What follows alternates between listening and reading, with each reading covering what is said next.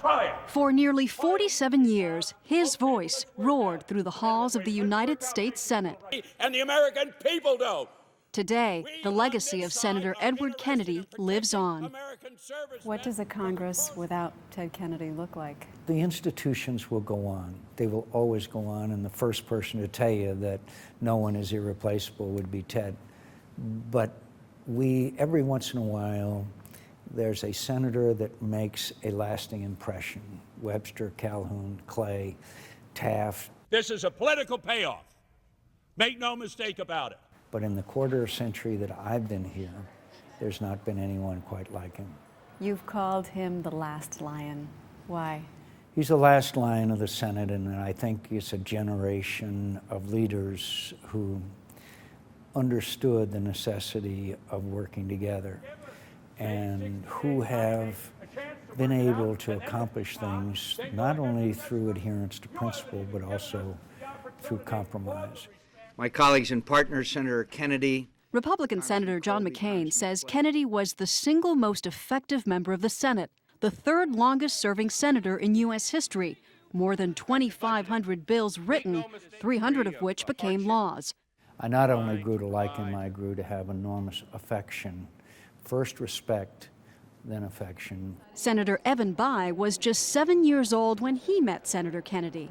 In fact, Bayh's father, Senator Birch Bayh, saved Kennedy's life in 1964 when their plane crashed in western Massachusetts. My father did what he could to get Ted out of the plane, get my mother out of the plane, because there was fuel all over the place, and he was concerned that it would explode at any minute and kill everyone.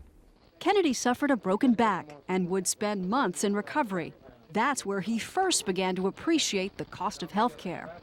Clearly reflecting that we're not going to get any savings. Making quality, affordable health care available to all Americans would become his life's mission. Do you think that the current health care debate has suffered because of his absence? Probably, because Ted was so immensely knowledgeable. Ted wanted to really drill down and say, okay, how are we going to get costs down? How are we going to make sure everybody has access to coverage? How are we going to pay for this thing? Those are the sorts of things he was a master at resolving. Who do you think will carry the health care torch? With great respect to all of my colleagues, there is no one right now in the Senate that would have had the unique position that Ted Kennedy did. The hope rises again, and the dream lives on. How will historians remember Ted Kennedy?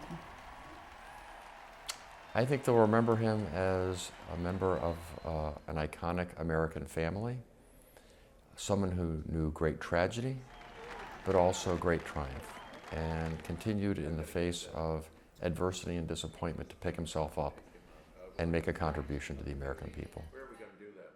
We're doing all of them in the side room. Okay. As iconic as the family who lived there, the Kennedy compound in Hyannisport, Massachusetts, was Camelot's backdrop. The hideaway on Nantucket Sound provided a base for the globe-trotting family, patriarch Joseph Kennedy, his wife Rose, and their 9 children. For Ted Kennedy, the youngest, this was home. Someplace we grew up on, learned to swim on and to sail on, and it's been an enormous resource, enriching experience. Here, he and his brothers played touch football, and here is where he first fell in love with sailing. He talks about being able to sail as a 10 or 12-year-old around the Cape by himself and how much independence that gave him. Over the years, Kennedy returned to Hyannis to recharge and spend time with his family and to reflect when times were tough. When he was diagnosed with brain cancer in 2008, he again returned to Hyannisport, to his home and to the sea.